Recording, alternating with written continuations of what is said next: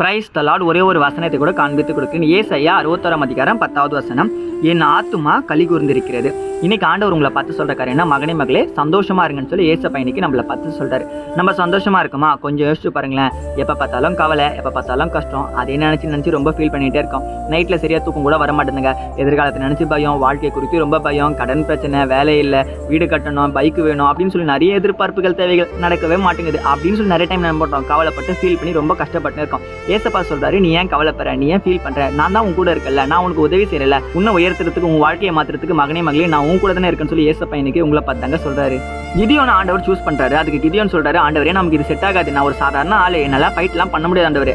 அதுக்கு ஆண்டவர் சொல்றாரு, உனக்கு இருக்கும் பலத்தோட பாப்பா, உன்னை அனுப்பினது நான் அல்லவான்ட்டு. இன்னைக்கு ஏசப்பா நம்மளை பார்த்து சொல்றாரு, இந்த உலகத்தை குறித்து நீ ரொம்ப பயந்துகிட்டே இருக்க, உனக்கு இருக்கும் இந்த பலத்தோட போ, இந்த உலகத்தை உன்னால ஜெயிக்க முடியும்னு சொல்லி ஏசப்பா இன்னைக்கு உங்களை பார்த்தா சொல்றாரு. ஏன்னா உலகத்தை அவர் ஜெயிச்சாரு, நம்மளால ஜெயிக்க முடியும். இந்த உலகத்தில் இருக்க காரியத்தை குறித்து நீங்க எதை குறித்துமே பயப்படாதீங்க, சந்தோஷமா இருங்கள், கர்த்தருக்குள் சந்தோஷமா இருங்கள் தான் ஏசப்பா இன்னைக்கு சொல்றாரு. சந்தோஷமா இந்த வாழ்க்கையை நடத்துங்க, நிச்சயமா நீங்க வெற்றியை பார்க்க போறீங்க. விசுவாசிக்கிறீங்கன்னா ஆமென் போட்டுக்கோங்க. இதே போல இருக்கிற வசனங்களை ஃபாலோ பண்ணிக்கோங்க. God bless you. ஆமென்.